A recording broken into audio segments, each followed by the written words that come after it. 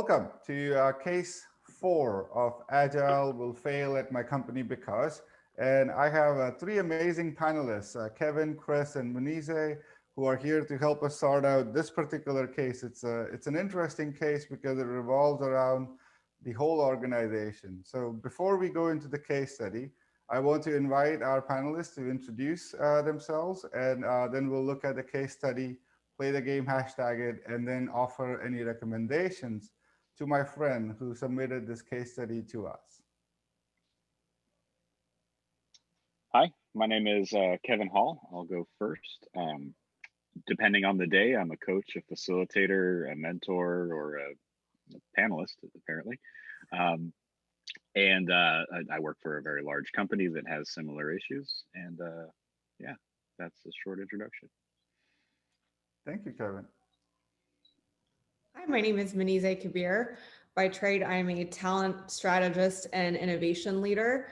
I've worked across a number of different organizations from an overall strategy perspective and have found that using Agile principles when looking at organizations is great and works across a number of different industries and sectors. So currently in the technology space and excited to hear more. My name is Chris, and I've been in the engineering industry for roughly 15 years, part of a 50-plus-year-old company going through a transformation at the moment, and interested to be involved. And you're a Scrum Master right now, right, Chris? But you've had many hats before. Yeah, currently I'm a Scrum Master, and I've also been part of the dev team, and I've been focused on integrating more and more the product owner. All right, so this is this is our case study 4. What we are reviewing is a case where Agile will fail at my company because we have no organizational backbone to support, grow, and nurture it. And as my friend submitted this particular case study, what they provided as information was the Agile implementation or transformation that is going on in their organization is going to fail because it is not the same as proving that Agile works in a small greenfield environment. We see this quite often where pilot teams get started in a small area, they demonstrate a lot of success, but the organization struggles to take it beyond the single pilot teams, mainly because it requires finance, HR, sales, etc. to get onto board. What we also find is the way people are incentivized sometimes gets in the way of how the organization progresses through this transformation.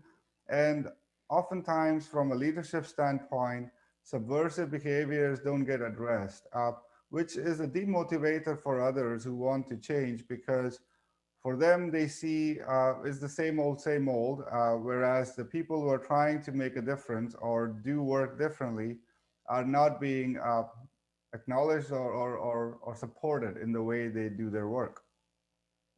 So in this particular case study, I provide a set of hashtags, and this was the set of hashtags that I had provided to our friend. And our panelists are going to select 3 out of these hashtags. You're welcome to select the hashtag that is not listed over here. And then we'll want to learn about why you gave the hashtag that you gave. And I'll provide you with some story points because points don't matter. It's the dialogue that counts. So without further ado, who would like to go first? I don't mind going first. All right, Kevin, let's hear from you. So the first hashtag, and it's an interesting subject because I was having several conversations with a close friend most recently about something very similar. And we were doing a bit of an observation on the promotion process in a company that is quite archaic. So the first hashtag that I selected was vision. And the reason I selected vision for this use case was simply because it requires those departments, not just finance, HR, and sales to get on board. It requires them to fundamentally break the rules in the way their organizations are not only created, but how they operate. So you need to have something that is so infectious that it bleeds across all of the organization and it catches people's attention and changes their mind and lets them say things like, the rules I'm following because I'm in HR no longer make sense because of the way that my organization is trying to work. And I don't know how long to go on these, but the next one that I chose was team, because invariably after that vision is in place, a team should form around it to solve the vision's needs. So in this case, the vision might be, we understand that our promotion and incentive processes need to evolve to match the speed of our transformation efforts. We need partners in HR, finance, and sales in order to make that happen. So who's out there? Who am I going to go work with? And that fundamentally, to me, to spearhead this effort would be the team. And that team is going to have to require decision makers and higher ups from each of those departments that can say that these rules no longer apply to us. This process, this incentive, this yearly incentive that we go through every single year no longer rewards people correctly if we want them to take on agile practices and methodologies. And then, of course, the last one I think is pretty obvious. I chose leadership, which is a bit of a cop-out. I could have chosen culture, I think, but either or. The issue here is that there must be people that are strong enough in either their confidence in agile, their skills, or their application, so that when they attempt to approach the vision and use the team to apply it, that they can handle the problems that will invariably happen. So there's going to be, I would imagine, a fair bit of resistance in these departments that are very functional. I mean, like HR, if you look at it, they get college trained in careers defined in almost a very succinct way through their education that causes the organizations to sort of stay the way that they're at. And yeah, that was my short take on it. Thank you, Kevin. I'm curious about team. In terms of team, do you just mean the development teams, or are you also meaning leadership teams or a team of people that is not actually producing software? I could take it as both. If I were to add in, and my initial thoughts were just the leadership team that would functionally facilitate this change. But if I would add in the developer team to that, it would be them resisting the current environment long enough for the change to mean anything. Right. They're going to need patience and resilience, and they're going to have to probably deal with lots of PowerPoints and metrics and stuff that's going to be highly toxic to them while the rest of the organization sort of catches up. Right. Thank you so much. This is very helpful. I can go next. Please. I'll kind of name three, and I think they all go with one another. And I picked culture, leadership, and transformation. So I think to Kevin's earlier point, right, culture and leadership go hand in hand. For me, reading the case study, one of the key words was subversive. I think there are things that we do formally to shift culture, and I think there's things that we do informally to shift culture as well.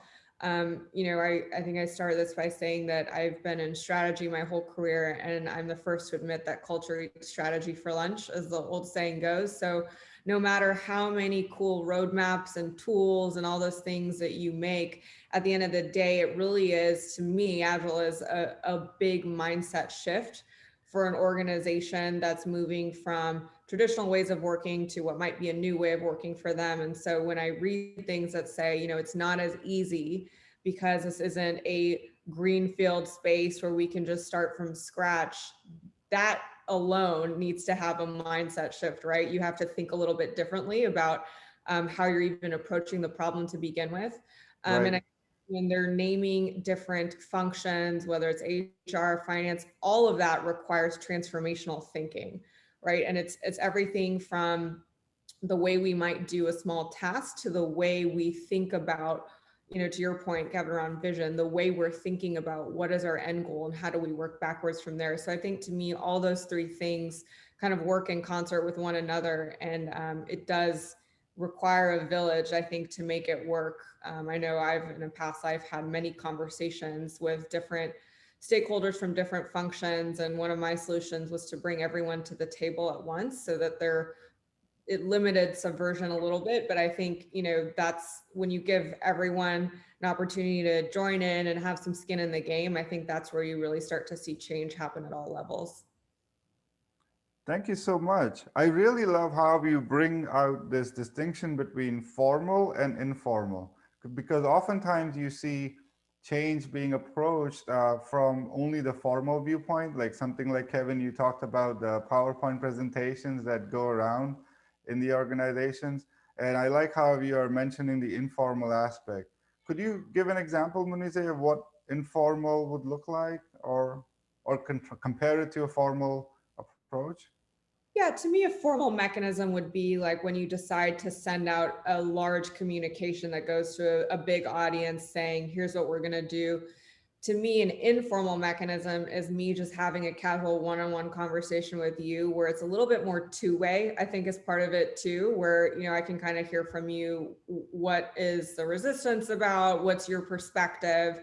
And it's less me telling, right? And more me having a conversation with you around, here's what we see the benefits are, or here's what this can bring you, right? That's a lot less formal than an email, which can be very, very formal. Right, right. Thank you. I really appreciate the two-way test. Is this communication two-way or one-way? Because I completely, now that you say it, agree with you that when it is two-way, it's more informal just by nature of it.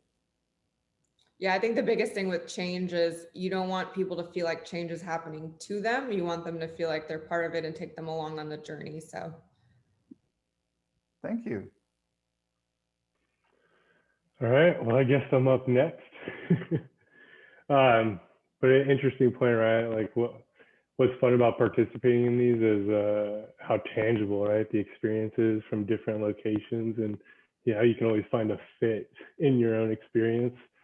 So I think that's pretty awesome. So first hashtag, culture, right? I think it's very obvious, right? The no organizational backbone. This is how we do things. This is how we've done things. Why should I change as opposed to why not, right? Mm-hmm. And then sort of how people are incentivized. You always get those 3-letter acronyms, KPIs. Mm-hmm. And they don't necessarily always fit the vision, even if you have one. And then the subversive behavior, right? If you're not comfortable having the uncomfortable conversations, then you don't give yourself the opportunity to inspect, adapt, and then improve. Right. And I always find that's the hardest one, right? Which, I mean, for me, this is sort of where I think I've talked to you about this before, right? I typically go for the team building approach in these big, huge changes, right? Like, can we go do something where we get to know each other outside of the confines of what our goals are as a team for a company, right? Because there's so much more in the dynamics of people and their interpersonal relationships that foster these high performing teams that you want to develop. Yep. Second hashtag, it was a toss up, right? But I went vision, mostly because I feel like if you're asking like, well, why do we have to get these people on board? So do we all have a common understanding of what it is we're here to achieve? And are we all on board with, actually buying into that vision? Because if you can find that tangent, then there's no reason why everybody shouldn't want to come together to improve. If it's not just for the customer, but even in your own day-to-day interactions as a person on the team and doing your job and influencing how you do that job. Right.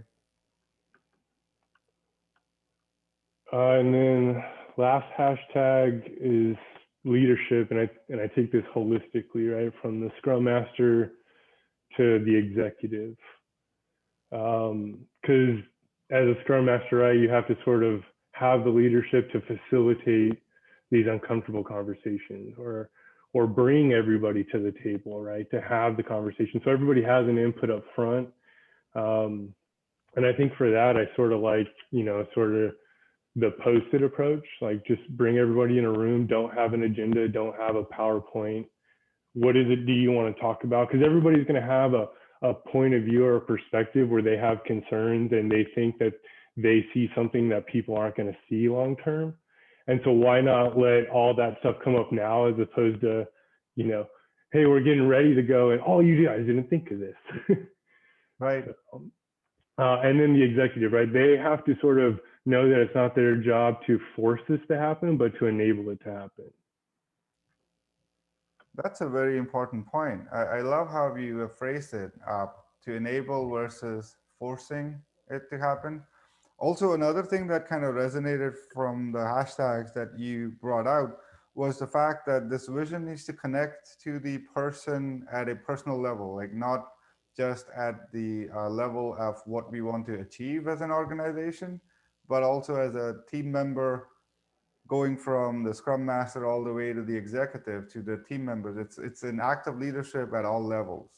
Am I getting that correctly, Chris? No, yeah, and I'm fortunate enough, I think, to experience that culture, right? We have a CEO that's very involved in like a social engagement level, all the way to getting the training and support you need to have the skills in the toolbox to address these challenges. Thank you. This is so much. This is so rich. So what I want to do now is I want to share the hashtags that my friend submitted for their particular case study, so we understand their perspective or their viewpoint on this topic area. So from the hashtags that were selected, the person who submitted the case study provided these three hashtags.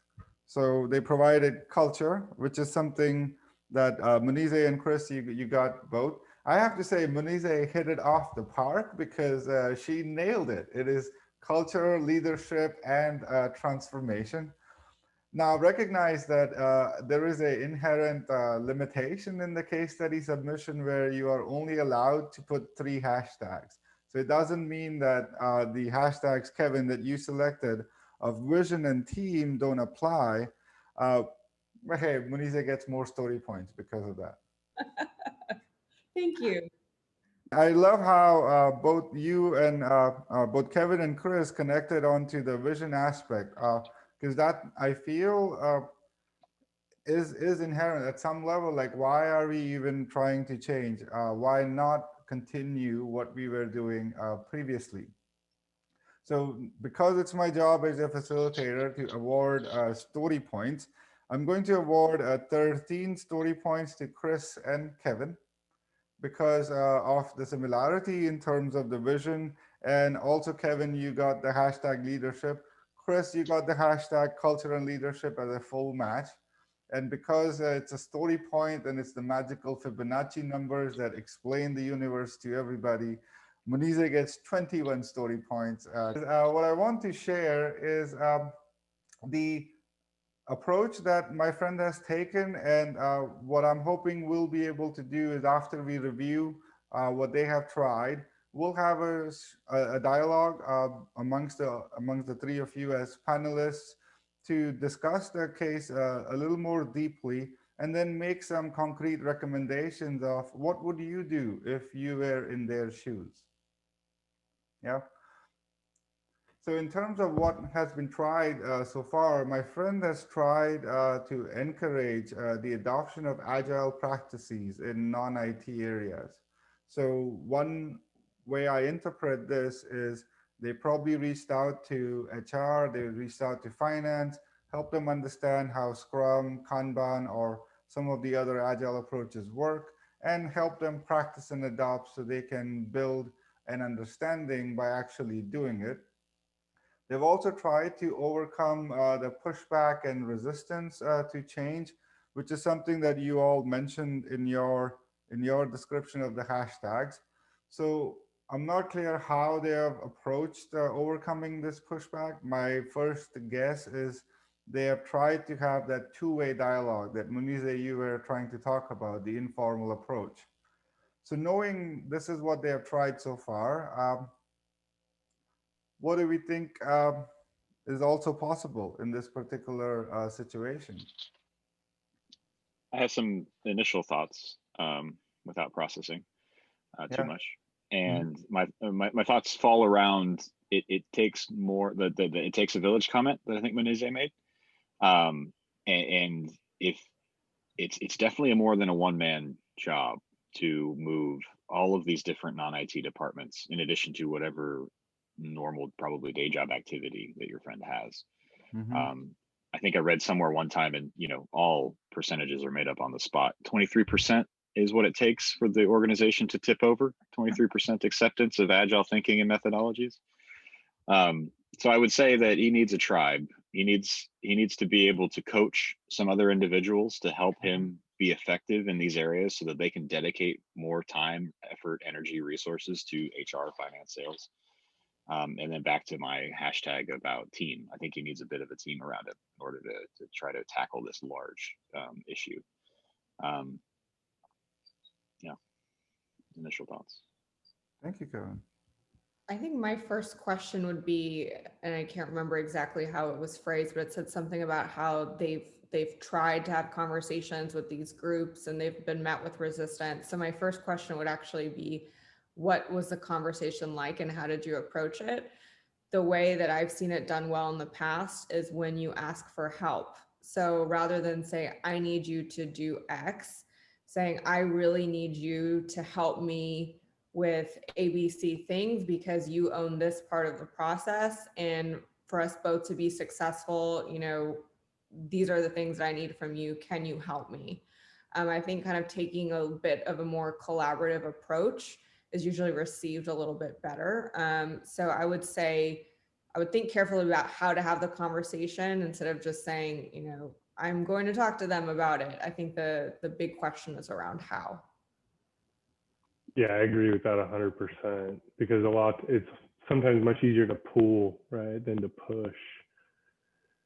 And that's the challenge. And the other advice I would give is sort of figure out what's the religion, right? In that team already, they usually already have some governing philosophy on how they do what they do. So for me, my tangible, right, if I'm dealing with like manufacturing or hardware guys, they're usually into like lean and agile are, fairly synonymous in terms of the intent of what we're here to do. And so sometimes, if I can make that tangent, then they're willing to at least start having the conversation. And then as you suggest, can you help me, as opposed to me trying to preach to you that this is how you should do what you're doing.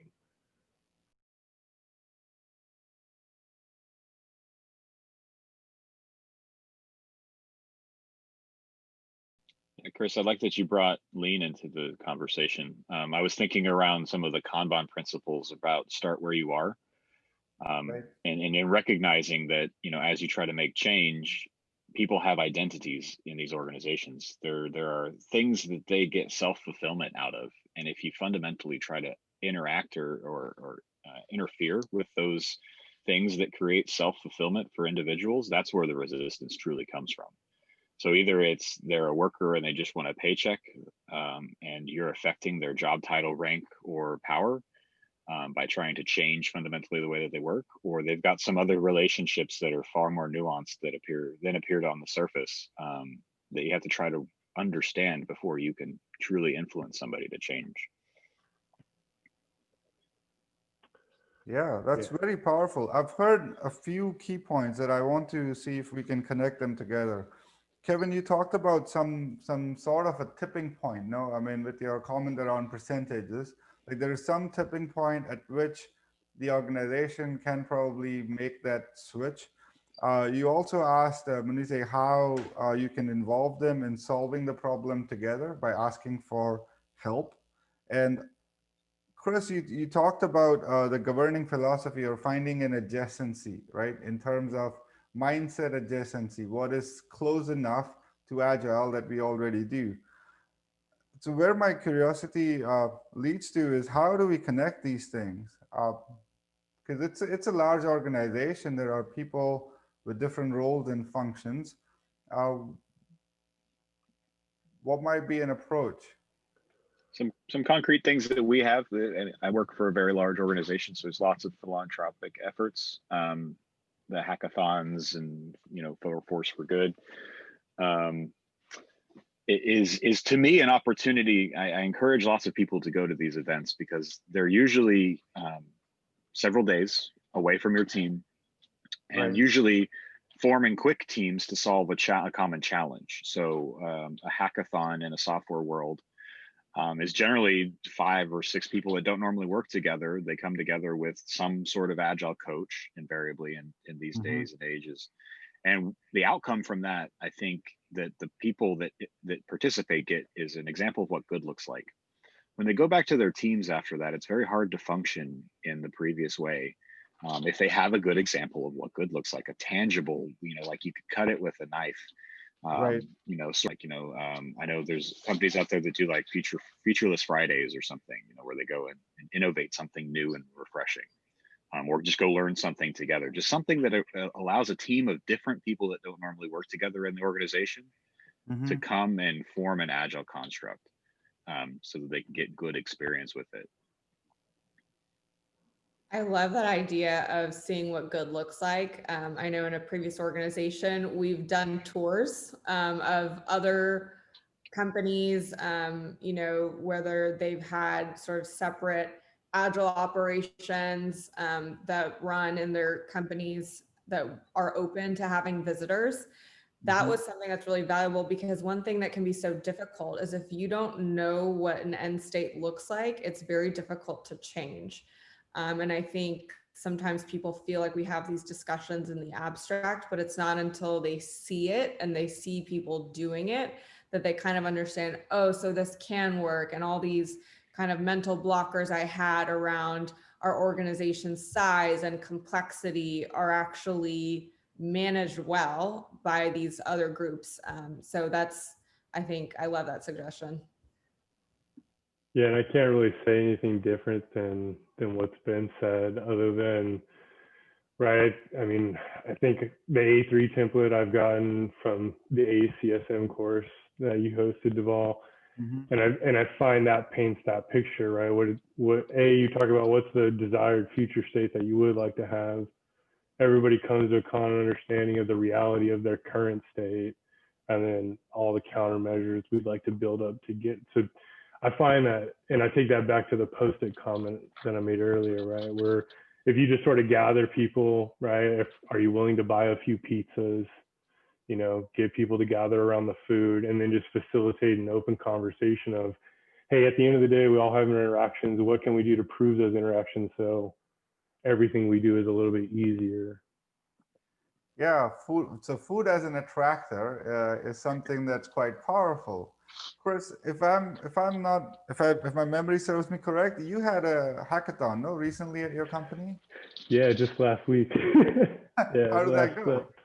It actually went pretty well, because we're sort of having to do it virtual, right? Typically in one of these settings, they would probably spend a whole lot of money and fly a lot of people to a central location, and we'd really get immersed outside of our day-to-day work on, okay, holistically, how would we solve this problem given a greenfield, And so that's interesting, right? The first comment they made was, this isn't a proving agile works in a greenfield, but why couldn't you act like you were the startup that would disrupt your own company, which you're trying to avoid happening anyways? So why not be the startup that is your own demise to be the innovation you want for the future? I mean, there's one company one segment of our company that I'm super jealous of, because that's basically the mandate they have, and they are the disruptor from within, and they're challenging every interaction point, right? Using a lot of the agile principles and philosophies. And that to me is super exciting, but put yourself in that situation of putting your own company out of business, right? What would you do? How many things can you say we do this way? A lot of this can be fun, or it is fun. I mean, depending on who you are, I think it's all fun. But back on the comment of the subversive measures that some people take, have subversive countermeasures, right? I've done plenty of under the cover agile transformation stuff that nobody notices is happening to them until, 3 weeks later, like, oh, I see what you did. You know, and some of it, a lot of people like us, like, we're here talking because we like to see other people's pain go away. I think that's the main motivator behind a lot of agilists. And so invariably, a lot of our advice and help is free. Go interact, build a community outside the four walls of your organization. Deval, thank you for introducing me to everybody here on the panel, because now my community is growing. And at times, the tour comment is what got my brain going this way, Menize. But touring another company or having another CEO tell your CEO the same words you would say sometimes means a lot different. Like, I've got kids, I can tell them to do stuff all day long, but as soon as grandpa comes over and says something, it happens. And I'm like, why? It's the same words. Why? It works in the business world too. It happens there too. And Chris, you're right. Everybody loves food. Like, I don't know how many times I've used food as an excuse to bring people that normally don't show up to things together. And then they get engaged and they get to interact because, everybody's got to eat. Yeah, my next goal is to use the other tip that I got was how you use like the candy box to get people to give positive feedback.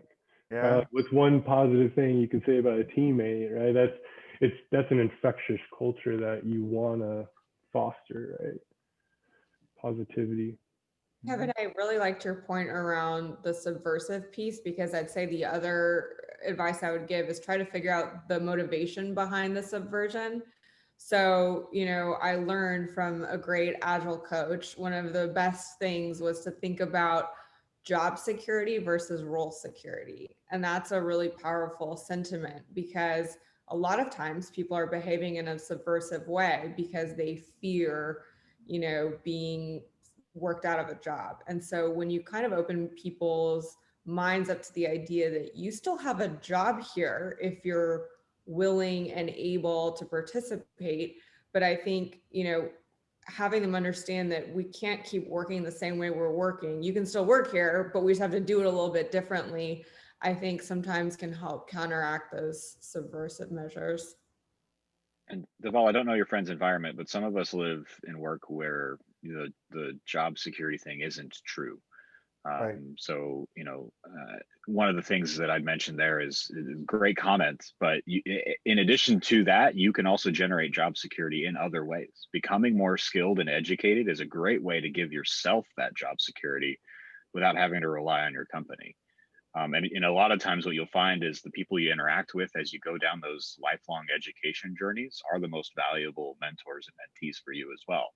And you'll find probably job connections through them as in addition to that. So yeah, lots of ways to generate job security. I completely agree. One of the biggest things that you start to impact when you force change without considering the ramifications of the actions is that people's jobs are at stake, and they will resist tooth and nail in order to remain employed.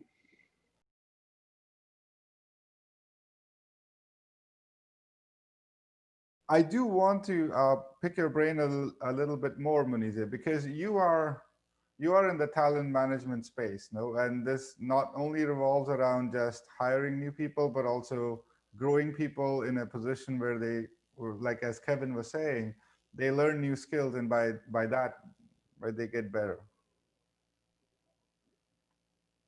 So I'm curious about what's the latest in talent management circles.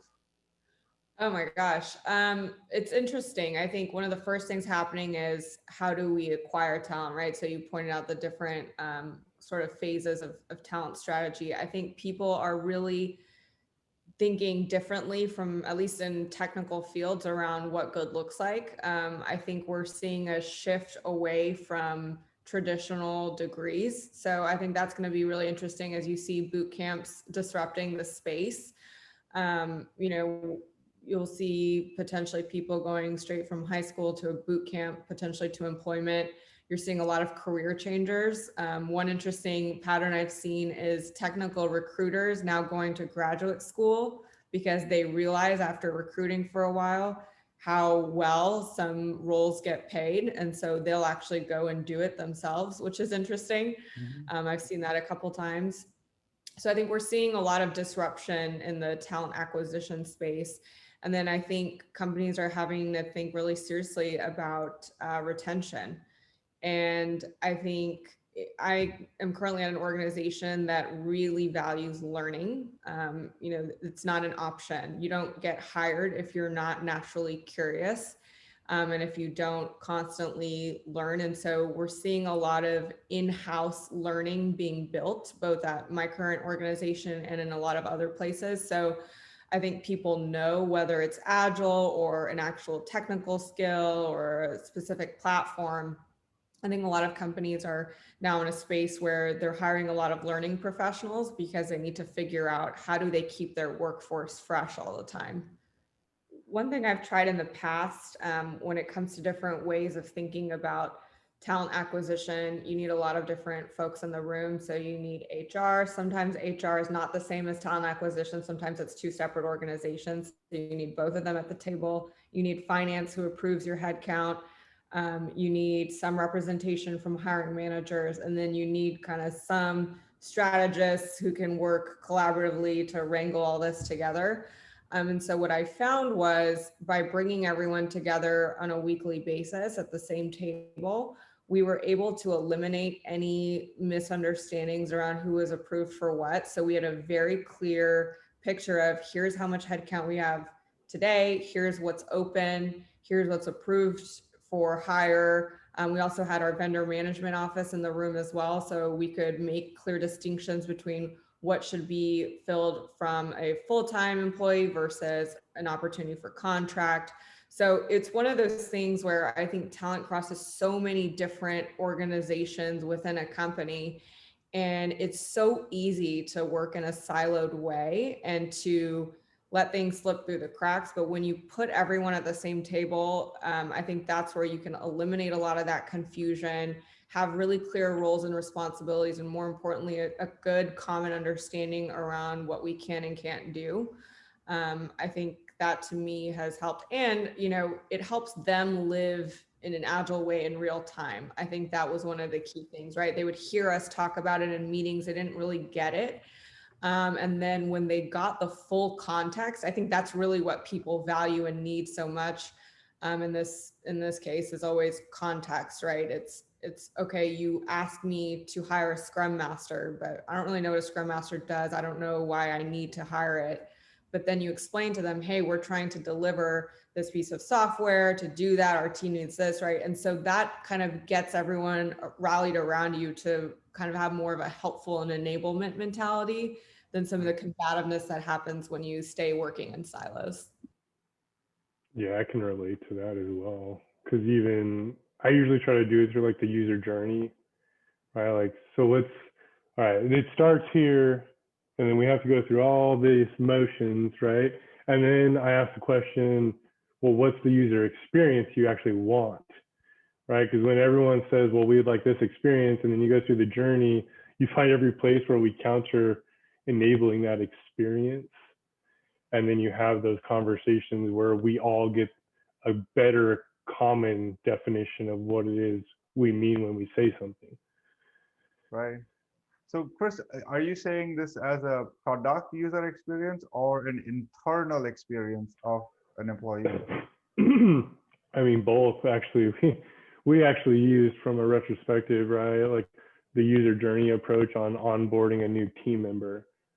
We were like, oh man, did we do that person any good? I don't feel like we did that very well, right? So how do we, all right, so when they come on, what would they need to know? What questions might they ask? You know, what do we have to support that? What don't we have? Should we create that? Then, you know, I can take a front end developer and say, all right, you control the interaction at the customer point. Once that happens, it goes to, you know, engineering for like bill of materials or construction, and then it goes to finance, and then it goes to vendors. And so like, okay, we say we want to be able to do that, and this is what actually happens. And then through having everybody in the same place, going through the handoff, right? It starts with this person, this is what he does, how he does it, what his constraints are. And then, okay, from that person to this person, what happens? And then you find out there's a lot of this overlap that people didn't even know that they had. Right. Right. They had a common space that they just didn't know that they needed to talk to each other about. Right. Yeah. So to wrap things up, a common theme, and I think what I'm hearing that has emerged, right, a more elaboration on the comment that you made, Kevin, earlier, that it takes a village. And Munize, like you emphasized, how you go about doing this matters a lot.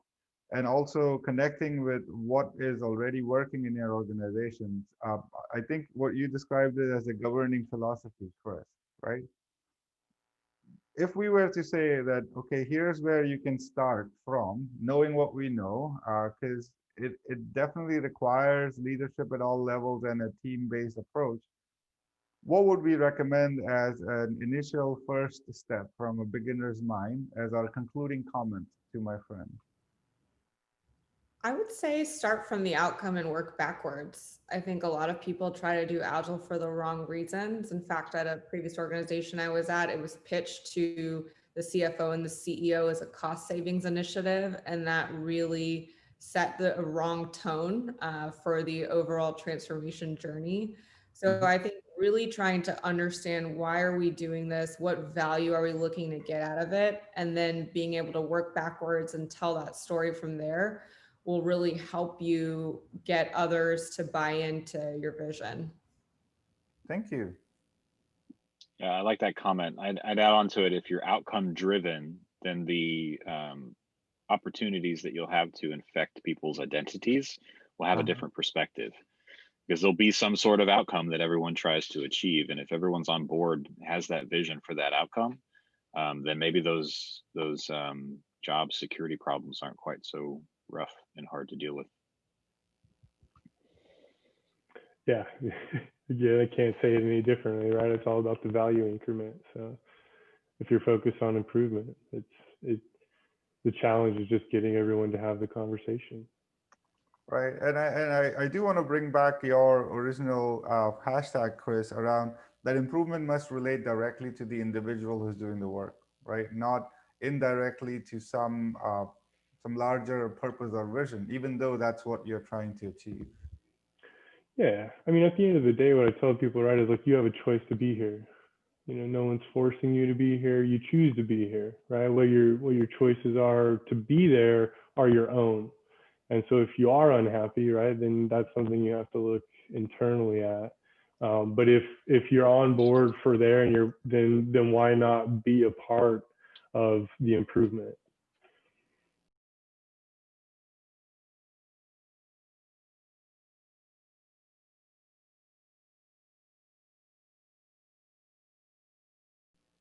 That's a beautiful way of saying it. And I agree. thank you for participating in the case study. For people who are watching us on YouTube, subscribe to our channel somewhere. The button is subscribe, and you'll get to find out more as we collect our panelists together on interesting topics in future.